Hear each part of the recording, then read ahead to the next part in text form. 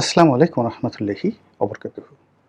সম্মানিত দর্শক, ডক্টর মোহাম্মদ ইউনূসকে কেন্দ্র করে বাংলাদেশের রাষ্ট্র ক্ষমতার যে একটা মানচিত্র,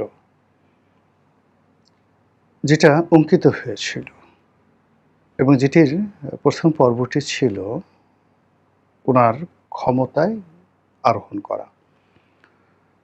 আর দ্বিতীয় পর্ব যেটি ছিল সেটি হলো একটা ট্রানজিশনাল পিরিয়ড, অর্থাৎ তিনি ক্ষমতাটা হস্তান্তর করবেন সাময়িকভাবে, আবার এমন একটা পরিস্থিতি তৈরি হবে যে পরিস্থিতিতে তিনি আবার সদল বলে ক্ষমতায় ফিরে আসবেন।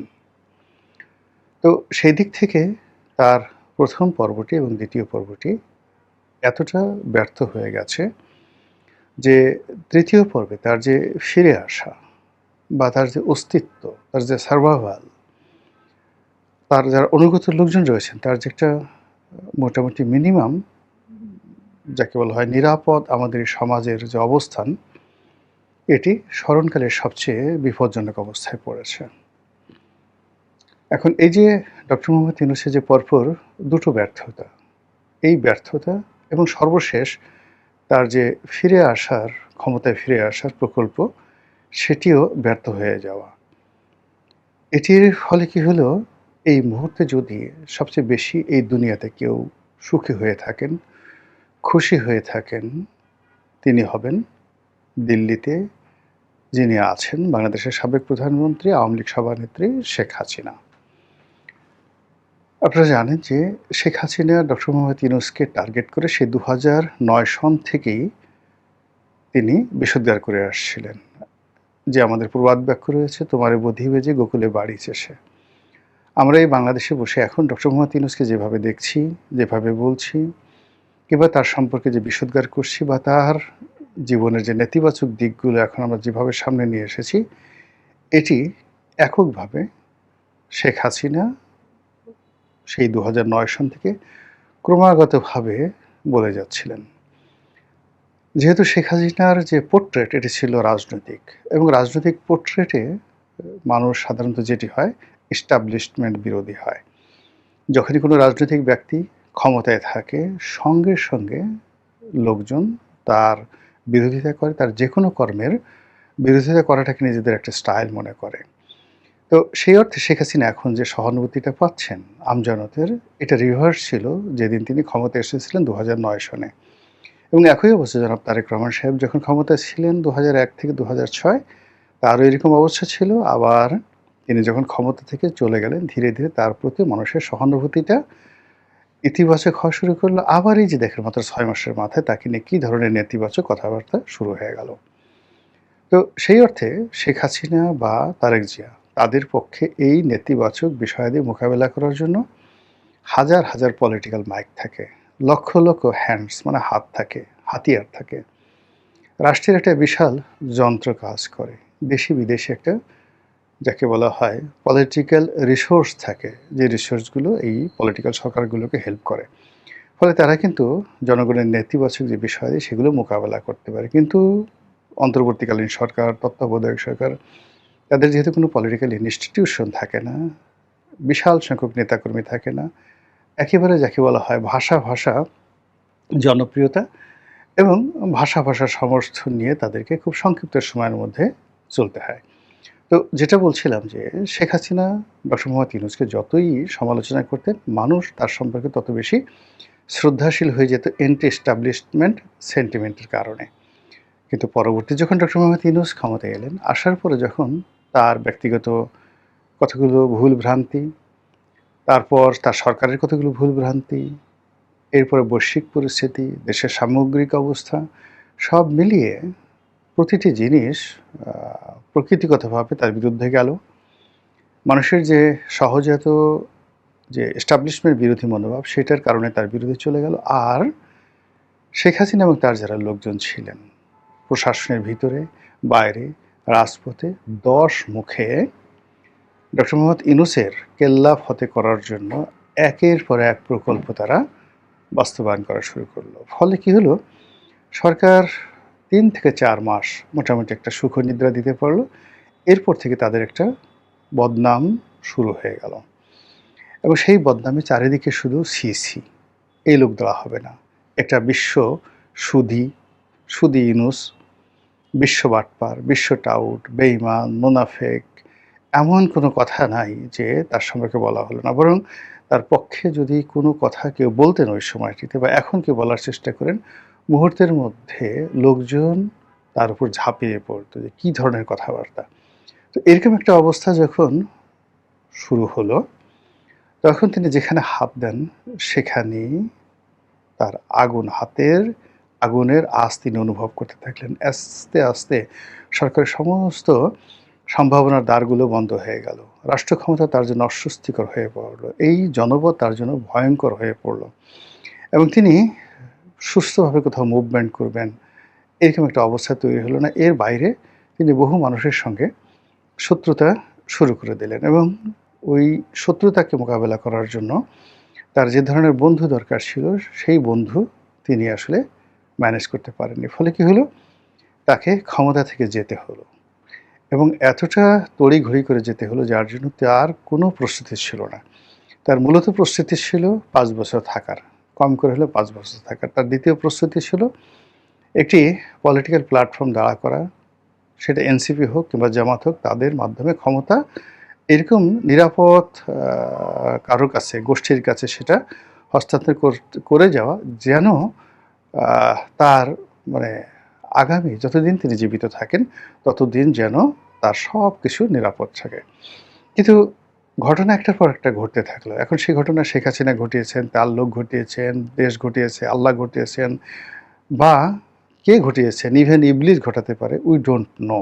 কিন্তু ঘটনা যেটা ঘটেছে তারপরে কি হলো, বাংলাদেশের ইতিহাসে সবচেয়ে জনপ্রিয়, সবচেয়ে শ্রদ্ধেয়, এতটা শ্রদ্ধা, এতটা জনপ্রিয়তা আমার কাছে মনে হয় না যে বঙ্গবন্ধুও পেয়েছিলেন যেভাবে আগস্ট মাসের ২০২৪ সনের আগস্ট মাসের ৮ তারিখে ডক্টর মোহাম্মদ ইউনূস পেয়েছিলেন।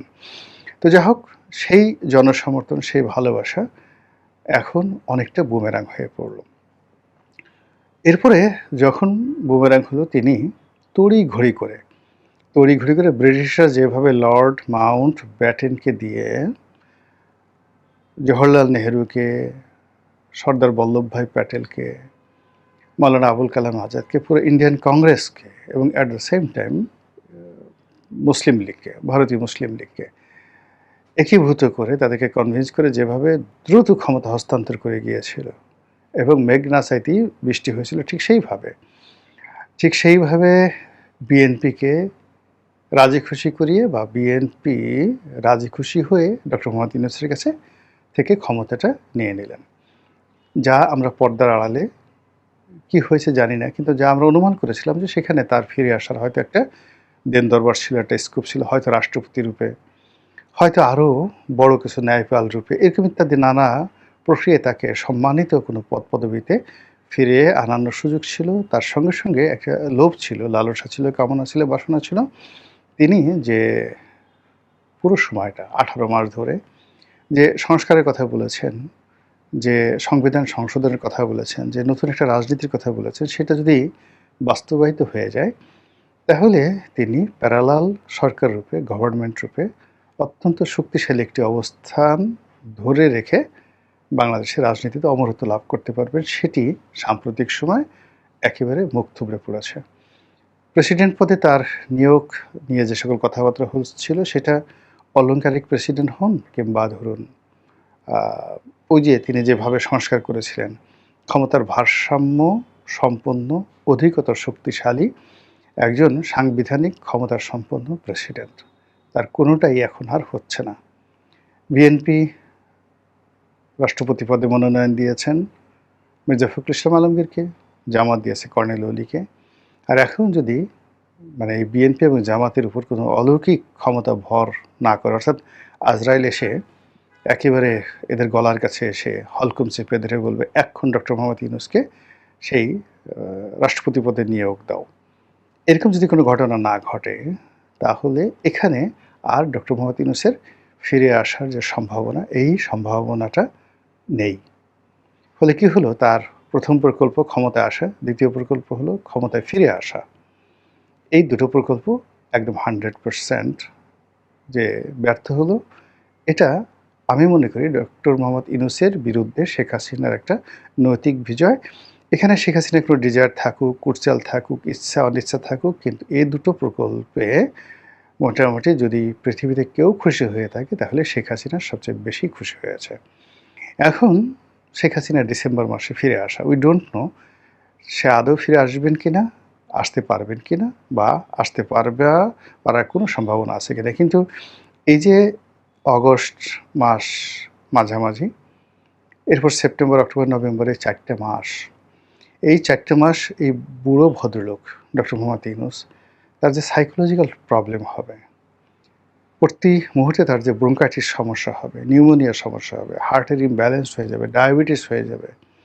শেখ হাসিনা যদি আসে ডিসেম্বর মাসে, যদি কোনো মতে ঢুকে যায়, যদি ক্ষমতায় ফিরে পায়, তাহলে কি হবে? এই আতঙ্ক তাকে তাড়া করবে।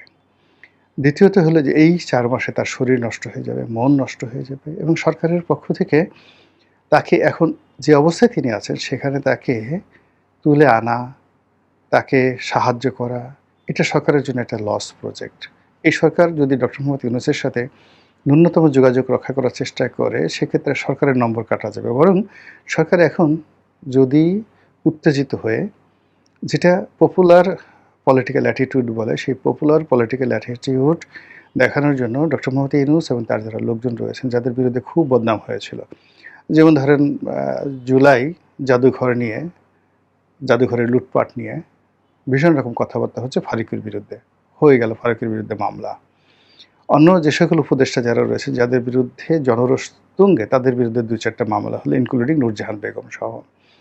এমনকি ডক্টর মোহাম্মদ ইউনূসের বিরুদ্ধে দুর্নীতি দমন কমিশনে তদন্ত করানোর জন্য টেকনাফ থেকে তেঁতুলিয়া পর্যন্ত কোটি কোটি মানুষ উদগ্রীব হয়ে বসে আছে। এটা আওয়ামী লীগের কোনো কিছু না, বিএনপির লোকজনই চাচ্ছে এই কাজটি হোক। এরকম যদি সরকার তার যে কোনো জনরোষ, যে কোনো সমস্যা, যে কোনো পরিবেশ পরিস্থিতি প্রতিকূল, যেগুলো মোকাবেলা করার জন্য সরকারকে নাটক করতে হবে, এরকম যদি একটা দুটো নাটক সরকার শুরু করে দেয় ডক্টর মোহাম্মদ ইউনূসের রেজিমের বিরুদ্ধে, ঠিক সেই কারণে কি হবে, ওনার জীবন শেখ হাসিনা আসার আগেই রীতিমতো তেনা তেনা হয়ে যাবে।